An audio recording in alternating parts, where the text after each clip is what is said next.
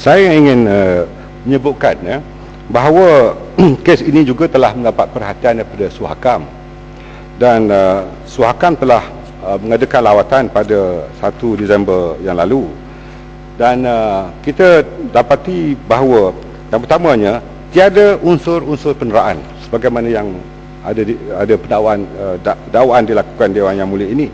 Saya ingin menyebutkan bahawa surat itu adalah suatu surat resmi untuk menyatakan selepas penahanan itu dilakukan, dan saya fikir mengikut Akta Majlis Angkatan Tentera 1972, beliau masih tertakluk kepada tidak hadir tanpa cuti sebelum surat itu dikeluarkan. Dan saya harap dalam perkara ini Yang Berhormat jangan ada keraguan daripada tindak-tindakan yang ikhlas yang kita lakukan. Dan insya-Allah ayat yang Muhammad sebut dalam surah Yasin, al-yawma nahtimu ala afwahihim wa tukallimuna aydihim wa tashhadu arjuluhum bima kanu yaksubun. Saya faham sangat dalam perkara ini, dan insya-Allah selagi saya berada di sini saya akan pastikan apa-apa peraturan, apa-apa disiplin yang ada, apa sahaja garis panduan yang telah ditentukan oleh Majlis Angkatan Tentera, insya-Allah akan saya lakukan. Yang Berhormat Bukit Gantang juga ada membangkitkan. Ini Padang Serai nak tunjuk pada orang Hutan Melintang ke? Terima kasih Datuk Menteri, terima kasih Tan Sri Speaker, Tan Sri Pengerusi. Tak payahlah saya mau tunjuk pada rakan-rakan dari Hutan Melintang. Mereka sendiri tahu tentang Bagan Datuk. Jadi pagi tadi di Dewan Yang Mulia ni, ada di antara ahli-ahli parlimen yang mengatakan bahawa Sarjan Dharmendran yang ditahan itu seorang pengkhianat. Padahal Sarjan Dharmendran ditangkap selepas lebih kurang 3 tahun selepas enjin itu dicuri. Kita pun tidak tahu siapa sebenarnya yang curi. Mungkin Bagan Datuk sendiri yang curi, ataupun Ahli Yang Berhormat, saya gunakan perkataan mungkin tadi. Ahli Yang Berhormat, peraturan mesyuarat telah mengatakan bahawa tidak boleh sindir menyindir, tidak boleh dalam hujah itu. Saya tarik apa yang saya cakap, saya sambung. Tidak boleh. Yang Terima Berhormat. kasih. Kalau saya ingatkan lagi Ahli Yang Berhormat, kalau kita berbahas dengan penuh berhemah. Kalau kita pertahankan hak rakyat, kita sendiri mesti tunjukkan bahwa kita layak mempertahankan hak rakyat. Sila teruskan. Terima kasih. Jadi saya tidak setuju bila seorang wira negara seperti Sarjan Dharmendran ini dipanggil seorang pengkhianat, walaupun beliau yang dikenakan charge dituduh di mahkamah belum lagi didapati bersalah. Jadi saya minta Menteri tolong beri penjelasan, sebab ramai lagi yang telah pun, misalnya seperti kita terima kasihlah kepada Ketua Pembangkang Perkhidmatan PAU yang mendedahkan dalam rumah ni, dalam Dewan ini, bahawa ada seorang Syed Abu Hussein, bukan ahli parlimen yang itu dapat. Syed Abu Hussein mendapat hampir 2 bilion projek dan kontrak daripada ATM, dan ini jelas menunjukkan bahawa satu pengkhianatan yang besar telah berlaku, di mana projek dan kontrak lebih 2 bilion ini diagihkan, dan kita tahu bahawa mereka yang bertanggungjawab adalah daripada kalangan ahli-ahli politik dan juga mereka-mereka yang menjawab jawatan tinggi. Padang Serai, duduk Padang Serai. Saya belum habis, Tan Sri Speaker. Kalau saya bilang duduk, sama ada habis atau tidak, peraturan mesyuarat mengatakan begitu. Peraturan mesyuarat. Oh, mau duduk? Duduk, saya duduk.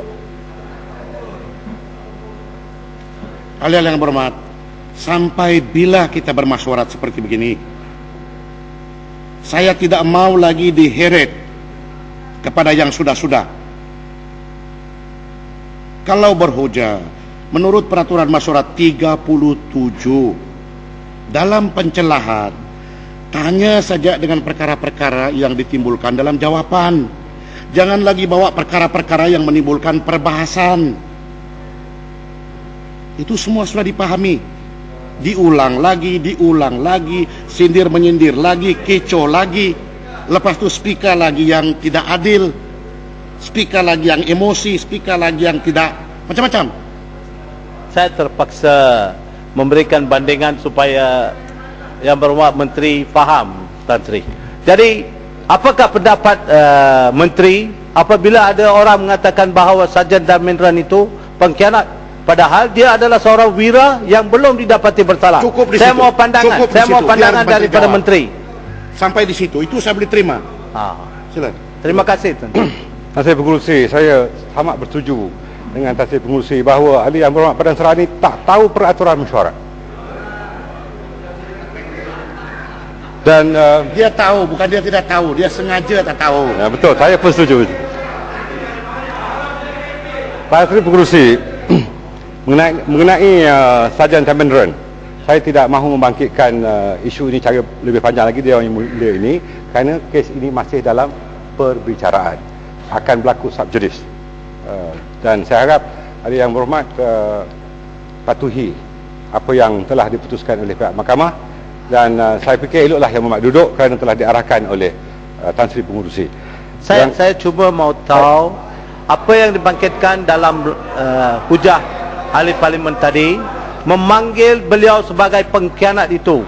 Sebab ini menteri, dan saya mau menteri, orang yang nombor satu bertanggungjawab, executive in charge. So saya mau dari mulut menteri, macam mana, betulkah boleh dipanggil pengkhianat itu seorang wira yang telah mengorbankan masa dan beliau sendiri? I just want that clarification. Dengan izin, terima kasih Tan Sri. Tan Sri Pengerusi, kita akan tahu sama ada beliau seorang wira sejati atau pengkhianat negara apabila mahkamah memutuskan sama ada beliau bersalah atau tidak. Kita tunggu waktu dia, dan jangan gunakan ini sebagai forum untuk kita berdebat. Saya silakan batu. Menteri, kalau saya amat menghargai pendirian Menteri tadi yang menyatakan kita biar mahkamah menentukan. Itulah sebab kami tadi cuba tegur Jasin, jangan kita jatuh hukum sebelum mahkamah telah membuat keputusan. Kembali kepada isu Dharmendran, rakyat masih tetap sangat minat untuk tahu kenapa tidak ada sesiapa yang menyokong dia dalam operasi mencuri jet engine ini, dan kenapa charge ini sangat limited kepada seorang individu saja. Itu saya agak, kalau siasatan ketara dalam pihak ATM, pihak Angkatan Tentera Udara, mestilah ada informasi yang lebih yang tidak membenarkan seorang individu boleh keluar secara publik untuk membuat pelbagai klaim bahawa beliau adalah tidak bersalah. Berlanjutan dengan ini, saya juga ingin tahu sejak Menteri telah menyatakan dalam beberapa bulan yang lalu bahawa enjin dari Uruguay ini akan dikembalikan. Saya ingin tahu kenapa sehingga sekarang enjin ini belum dikembalikan, dan bilakah enjin akan dikembalikan ke tanah air kita.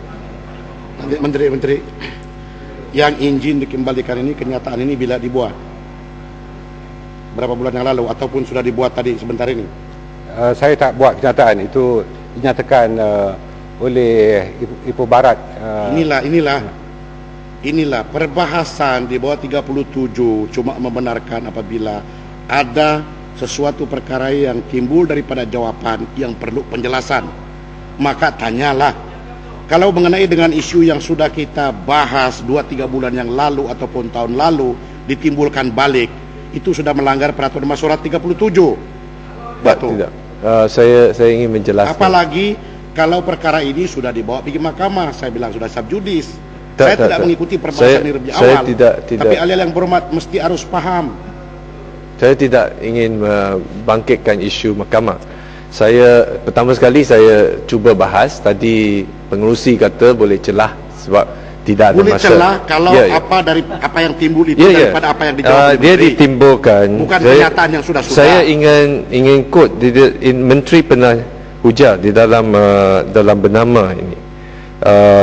Defence Minister said that he informed about the Attorney General Gani Pataya 3 days ago. We are sending our senior Ahli yang berhormat, officer. ahli yang berhormat batu. Duduk. Ya, ini memang Ahli yang dalam berhormat batu, kenyataan duduk dulu, ahli media. yang berhormat. Kalau kita mengambilkan masa untuk dalam persidangan ini, biar saya yang banyak cakap. Jadi saya puas hati. Peraturan Masyarakat 37.1, seseorang ahli tidak boleh mengganggu ahli yang sedang bercakap kecuali point of order. B. Jika hendak meminta penjelasan mengenai apa-apa perkara yang dikeluarkan oleh ahli yang sedang bercakap itu dalam ucapannya, dalam waktu menteri menjawab, bukan kenyataan menteri di luar yang mendapat liputan akbar. Karena kalau saya benarkan itu, bolehlah tanya apa saja. Jangan lagi ikut peraturan masyarakat ini. Sila Menteri.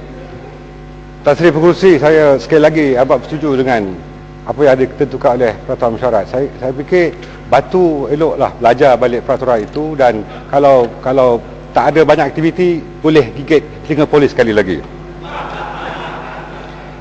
Bukit Gantang juga membangkitkan tentang perbelanjaan sebanyak 300 juta ringgit bagi sewa kenderaan pelatih PLKN bagi Syed Abu Hussein yang menjadi ahli pengundi yang berdaftar di kawasan Parlimen Bukit Gantang. Jumlah sebanyak 300 juta bagi sewa kenderaan pelatih PLKN adalah untuk 5 tahun.